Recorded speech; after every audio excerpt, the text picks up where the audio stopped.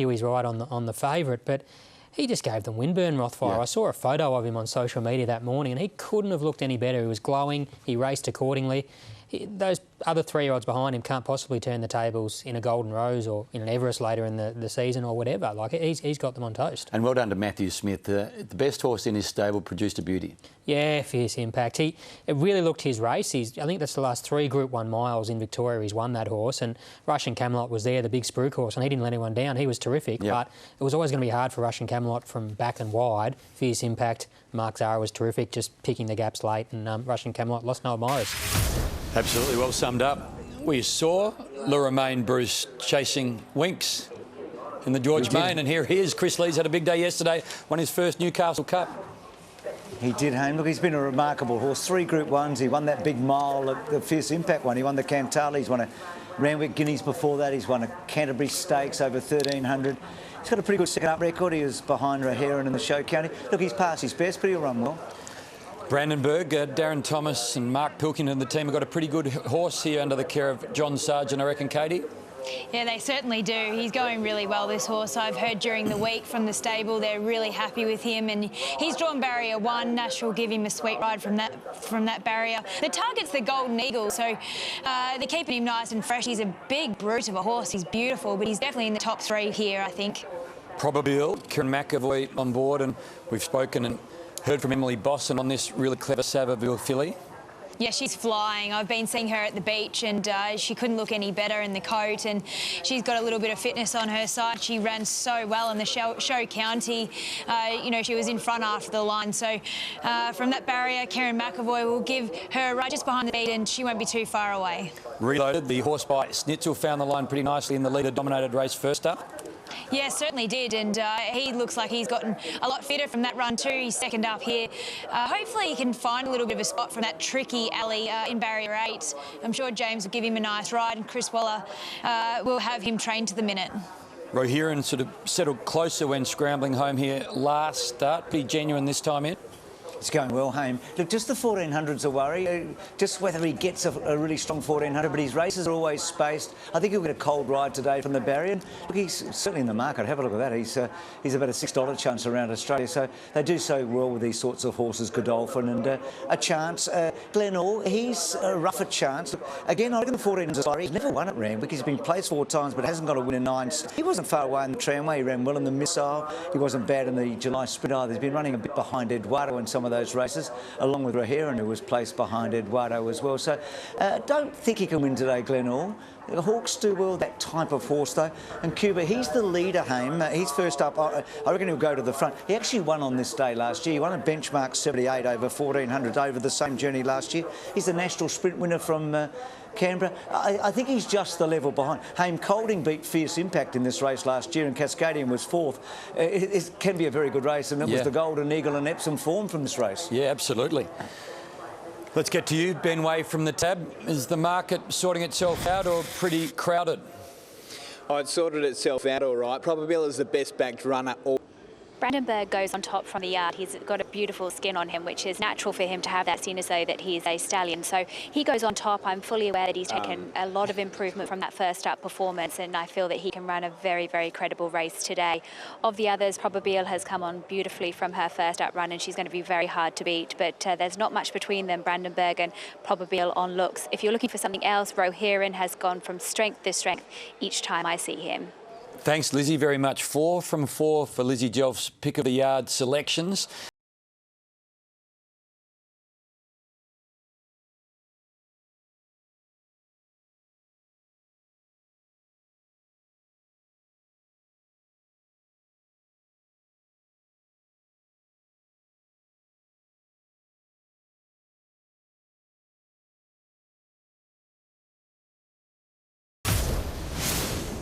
Bill Ritchie Stakes, Group 3, 1400 metres. Ben, I think I know what you're about to tell me. The hot horse is definitely Probabile. 2/3 of the money going her way, $2.70 into $2.35. We know she flies second up. It was a great first up run there behind Roheran, and the punters have well and truly decided. 3 runs second up, 2 wins and a second. As we come to you, Richo at Caulfield, the 1,000 guineas might get shaped today, and the guineas itself. Yeah, really looking forward to seeing some really promising fillies, including a filly that's unbeaten, trained by Johnny Settler, one of the characters of the turf. So that's in a couple of races' time in the Jim Maloney Stakes. Front page terrific, goes on towards the Kosciuszko. And this is going to be an interesting scenario that we're going to see play out in the future, Haim, and that is, when do the jockeys decide where their future lies in regards to the Spring Carnival for their gun rides? Because if you're a Sydney jockey, you would like to come and ride in a Caulfield Cup, you've got to go into a 2-week quarantine. Will there be some jockeys that say, I haven't got a gun Everest ride, so I might go into quarantine, miss a group day, and get ready and pick up a Caulfield Cup ride? That is going to be fascinating. Absolutely, Richard. It's interesting, Katie, isn't it? Do you give up rides for a couple of weeks to track down a big ride, or do you stay in your state? Oh, it is really tough because the Spring Carnival's got so much to offer in Sydney and in Melbourne. I was speaking to James about this during the week, and, you know, if they did open it up, he would go down for the Melbourne Cup, but other than that, he'll stay in Sydney. So it is a tough choice. Bruce, are you with the well-backed Savabeel, Mare Probabeel, or somewhere else? No, I'm with her. 10 starts in Australia, Haim, 1 win. 6 starts in New Zealand for 5. That's Probabeel, but a lot of placings. Bill Ritchie, Haim, made his money selling women's shoes. He's a breeder and owner. OK. Let's get to Darren Flindell, race 5, Probabeel the fave. Penalty-free race for the Epsom, and the light is on. Ready to run. Racing. Kubrick's dawdled out of the gates last, and Cuba pinged out, and Cuba's going to lead. Probabeel's up running a very handy second in front of Le Romain, and Brandenburg's punching through on the inside. They're followed by Dedue's Dart from Kubrick. Glenall reloaded, and Rahiran's taken back to last, about 8 off the front runner, which is Cuba getting the soft lead, and Le Romain got across to second, and Nash has been able to hold leaders back on Brandenburg. Inside the favourite Probabeel, 1 out 1 back, 2 further back to Kubrick, followed by Dedue's Dart the outside. Back in the field, Glenall's pulling a little bit, maybe switching off now. Yes, on the outside are reloaded, and Rahiran is the last one. So it's Cuba on top by a half length to Le Romain. Brandenburg well positioned on the inside of the favourite Probabeel. 2 further back to Kubrick, then came to Dedue's Dart. Further back to reloaded on the inside. Glenall being stoked up, and Rahiran being shoved along last of all, facing a big task today. Around the corner, it's Cuba in front from Le Romain. Now Probabeel is pulling out. Brandenburg getting a bit cluttered up on the inside. Further back to reloaded, threading into the clear. Rahiran's not at the races today. Cuba in front. Probabeel, though, quickly moves up on the outside, and the favourite Probabeel draws level, puts the head in front, and now Probabeel is edging clear. Goes on to win the Bill Ritchie by a length to Cuba. Brandenburg won the battle for... On this day 12 months ago, Sam Clipperton decided to stop riding and have a break, 3 months on the sideline. Now he's back riding in fantastic form, and his fresh approach has certainly been paying dividends in the last few weeks. Sam, you had a great run over the last few weeks, but having that break has really reinvigorated you back into racing. It certainly has, Liz. Yeah, look, I'd been a professional jockey for 10 years without any real break at all. I left school at 15, straight into the stables, working hard to chase my dream, and you know, I've been able to achieve that at a young age, luckily, and been able to ride overseas for 3 years. And I came back home and I just felt burnt out. I was burning the candle at both ends and just kind of lost the passion for it a little bit. So I just decided to take some time off without sort of making a comeback date, just letting myself sort of decide what I was going to do next, and it really ignited the fire in the belly again. You know, I have a different outlook on my profession, and I realise I'm very lucky to be able to do what I'm doing and do something that I love as a job. So I've been back since February, and things are going really well. I've been working really hard, and some bigger opportunities are starting to come my way. You had a 9 Group 1 seconds, just an inch off of getting your first Group 1 back for quite some time. Can you do it in the George Main Stakes on Star of the Seas? Well, I'm hoping so. Look, it's only 7 runners, but you could make a case for at least 5 of them. So it's going to be a very exciting race. I've had 2 Group 1 seconds on Star of the Seas, so for the horse's sake, the connection's sake, and my sake, I really hope we can turn the tables and cross the line first. Great to hear from Sam. We've just had a Group 1 in New Zealand, the Tarzino, and Avantage was the favourite, went around $1.85. Let's just have a look at what happened to Hastings. The outside into the stretch which they come. And here Deerfield over on the inside, the outside, the mitigated Tavimac comes after them, Avantage comes after them, Kiwi Ida and Call Sign Mav getting through, closer to the inside, hits the front here, Call Sign Mav, Avantage, Tavimac and Kiwi Ida over on the outside, Call Sign Mav, look at Superior Fly, Call Sign Mav to the line, gets the prize, a blowout. Avantage, Bruce, $1.85. Call Sign Mav, I've just looked at the numbers, about $91. You thought that you might get run down, but no, John Barry, the trainer of Jimmy Choo. He was, and John Rodelli rode the horse, with the Jimmy Choo connections, weren't they? And the sire of that horse, Atlante, no longer with us, but Emily Bossel brought that horse to Australia. He won a 2,000 guineas. So, look, a rough result in a way, and for Avantage, what does that mean? Does she still come to Australia and run maybe in an Empire Rose? Not so sure. She was OK, but she probably should have won that race if she was on her way and has a Group 1 chance in Australia this spring. Yeah, you would have thought so. The George Main, though, that's where we focus our attention at Randwick next, and Emily Boston, she's had a look at the contenders. A small but quality field of weight for age stars are set to battle over the famous Randwick Mile in this year's George Main Stakes. Chris Waller, as always, has a strong hand. His four-time Group 1 winner, Very Elegant, looms as one of the stars of the spring after her first up win in the Winks. What a courageous performance, Very Elegant from Star of the Season, a close one. Not far behind was stablemate Star of the Seas and Imaging, while Colding returned to form when second in the tramway. Dreamforce, what a hard-fought victory. And the winner, John Thompson's daring frontrunner Dreamforce, is again a threat here. The Blue Army is well represented by last year's victor, Avilius. But here comes the big A. Avilius moved up, takes the lead and starts to draw away. As well as Oaks winner Colette, who steps up to weight for age for the first time. It's a spectacular win in the Oaks and a great ride in the process. Waller, Thompson or Cummings? Who will emerge on top in this prestigious Group 1 mile? It's a great question, Emily. Chris Waller, 4 of the 7 runners, Katie. James Cummings, he's got Avilius, and down the bottom, Colette, and John Thompson, just the Dreamforce, who was super last start, Katie. Yeah, you can make a case for every single runner in this race. Avilius is he's an old marvel. He's a 3-time Group 1 winner. He won the race last year, and there's no doubt that he'll be cherry ripe for today. And look, I'm hoping Very Elegant. She can do it again, second up. She's a marvellous mare, and I'm hoping that she can take out the George Main today. And Bruce, in terms of Australasian horses with a Group 1 resume, you've got a bit of a list together. You think we talked about Winks today and her 25, which is just ridiculous. Black Caviar 15, Hayne. But these are the ones that are currently racing in either Australia and New Zealand. Melody Bell with 10. I mean, one of them in Australia. Santa Ana Lane's got his 5. Avantage, who was beaten today. Nature Strip with his 4. And Very Elegant sits there on 4 Group 1 wins now. So she added to that in the Winks. She's won that Tancred. She won those 2 as a 3-year-old filly in the autumn. So I think she's got every chance to get up to 5 today. So like Katie said, Hayne, this is a race where any one of the runners could win. And Katie, when you look at the speed map, how do you see it playing out? Well, Dreamforce will definitely be forward. He does have the blinkers off. The winkers are still on, but he's just a natural front-running horse. I think Very Elegant. She'll be sort of midfield behind the speed. I think horses like Imaging and Colding, they sort of don't really have a choice for him out there. I hope that Colding pushes forward, sits outside Dreamforce. Avilius will be back as well as Star of the Seas, but they won't be far away, and I'm sure that they won't go blistering out in front. So every horse should get their chance. Thanks, Katie, very much. As we head into the mounting, the George Main weight for age, 1,600 metres. Avilius, really good. I thought first up, ran 4th, just a length and a little bit behind Mr. Seawolf.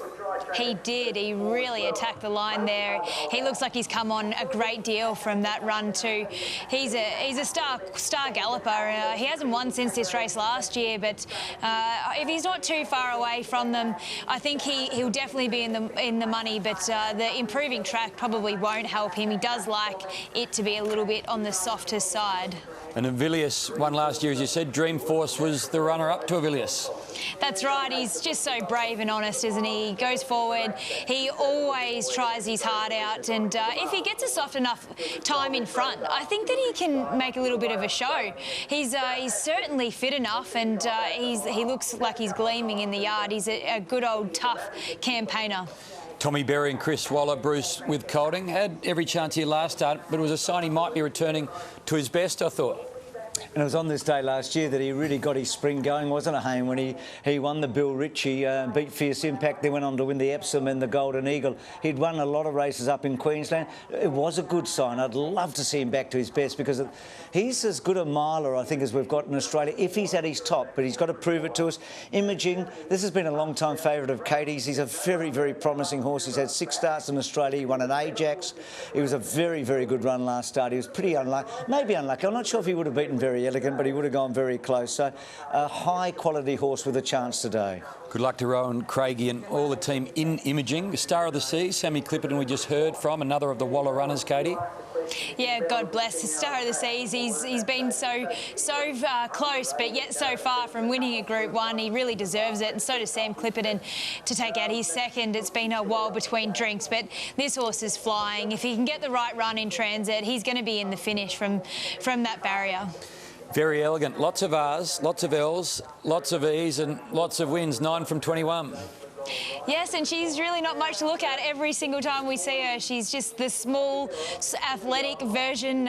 You know, she's such a very consistent horse, isn't she? She used to be awful to ride, but now she seems like she's really relaxing into her races and she's a little bit more tractable. And since then, she's just improved out of sight. So she's so fierce in her races, Katie.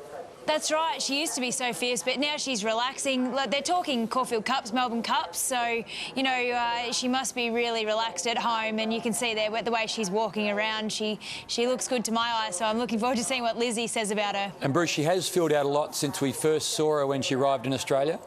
She has. I mean, the development's terrific. And this is the other. So these are the 2 last Oaks winners out of Sydney. Very Elegant in 2019 and 2020 Colette, as we look at here. She's interesting. She's almost the most interesting runner in the race. I reckon she's the only one that can't win, Haim. So what am I trying to say? Well, where does she sit? Because when she won that Oaks, she looked pretty special. Now, it's a big jump up as a 4-year-old mare. She looks well today. I hope Rachel rides her stone cold, really cold. I want to see her hit the line, and then she may go on and do some good things in the spring. Yeah, the Oaks after the Adrian Knox, both of them were just so impressive. Ben, Group 1 racing at Randwick doesn't get much better than this. No, it certainly doesn't. A small but select field here for the George Main, of course named after the former chairman of the Australian Jockey Club, and remember, gamble responsibly. Colding goes on top. He looks excellent, and I've been waiting for him to return to a bit of form before I started putting him into my numbers, and he did that last start. He continues to improve, and at the each-way odds, he has to go on top. I also thought Very Elegant has paraded nicely. There's no knock on her whatsoever, and Avilius looks as though he's in for a fantastic campaign, but have to go with Colding on top. He looks in great order. Thanks, Lizzie, very much. So 4 wins from the pick of the yard and probably a close second to Brandenburg, who won the last. To you, Richo, Group 1 racing, minutes away. Yeah, only minutes away. Fascinating race, Very Elegant. If she wins over 1,600 metres at weight for age, do they go towards the Cox Plate or they continue on with their plan to the Caulfield Cup? See the mounting yard behind me? It'll be full of Melbourne jockeys watching the big screen. Now that they've heard that James McDonald will not come down with Very Elegant, he'll be in Sydney. If the quarantine doesn't change, she'll need a new rider, and she's a quirky horse. Fascinating to see what plays out. Bruce, the jostling will begin. Yeah, no, terrific point Richo makes. It really is. And the jostling in this race too, Haim, because you feel like it just has to be tactical. I'm fascinated with the fact that Dreamforce has been a change of gear. So he wins last start, they take the blinkers off, put the winkers on. So, Katie, do you think they're going to try and nurse him a bit so that he gets that 1,600 right to the end, Dreamforce? Yeah, absolutely. I think that's why they've taken the blinkers off, just to calm him down a little bit. But still, the winkers will keep him focused. He probably doesn't run out a strong mile, does he, Bruce? But look, if he can get it soft enough in front and be cuddled, he will be hard to run down. And Ben, so, Haim, go to Ben, Haim. Ben, that Tab Hot Horse? Yeah, Hot Horse is Very Elegant, easily best back, 66% of the hold. And just for Bruce's knowledge, Roy Heron, just a heads up, post-race vet exam, cardiac arrhythmia, so that explains that. Bruce? Yeah, there had to be an excuse. Just how aggressive does Jane Mack get here on Very Elegant? She's probably the best stayer in the race, so we're about to find out. Colding going in. Lizzie Joff's pick of the yard. Let's get to Darren Flindell. Group 1 racing over the mile at Randwick. And Avilius looking to go back to back. The light is on. Stand by. Racing in the George Maid, and Dreamforce anticipated the start as good as ever, and he lobs a length in front out of the gates. Colding moves forward together with Imaging. Star of the Seas pretty handy. Very Elegant parks behind on the inside of Colette, and 2.5 to Avilius last. So it's Dreamforce in front. Colding edges close at the outside, and Colding looking to get in front of Imaging there, and Star of the Seas holds a spot back on the fence. 2 further back then to Very Elegant on the inside of Colette, and Avilius being ridden stone cold there at the rear of the field. Dreamforce dictating the speed of the 1,000 metres, and Colding is right up on the outside. Star of the Seas handy in third, Imaging fourth, 1 out, 1 back. 2 further back to Colette on the outside of Very Elegant, and still 2 lengths away to Avilius. They've got 800 metres to run, and Dreamforce is running along at a pace to suit himself in the hands of Nasruilla by 3/4 to Colding. A length and a half, Star of the Seas, followed by Imaging. Then came Colette from Very Elegant. McDonald just starting to nudge away, and she's coming away from the fence, and Avilius being stoked up last of all. Dreamforce travels well around the turn. From Colding and Imaging gets cracking, then Star of the Seas. 2 further back to Very Elegant, who's trying to clear Colette. She's been put back in a pocket there. I think she's in trouble here, Very Elegant, and Avilius down the outside. Dreamforce has run his race. It's Imaging and Colding slogging it out. Star of the Seas closing in. Colding's lifting. Colding just in front. Colding goes on to win the George Main. Star of the Seas second, Imaging third, and Very Elegant a luckless fourth. Further back to Colette. Dreamforce weakened out, and Avilius didn't pick up. Chris Waller, 1, 2, 3, 4. Tommy Berry, another Group 1, and I think that's his 29th Group 1, Bruce. And we spoke about Colding. Could he find his best form? He's found it. He has, Hamier. 29 for Tommy, 113 for Chris Waller. So level with Team Hawks, or with John Hawks in particular. He showed a lot of fight, Colding. He really did. I mean, it was a race with so much going on behind him. Star of the Seas continues to run so well. Imaging had his chance, nothing wrong. Very Elegant. She just couldn't accelerate. When James had a chance to get out, Katie, she couldn't quite go bang, and then she got banged because she couldn't get a clear run. But it's great to see Colding back, but there were excuses for Very Elegant.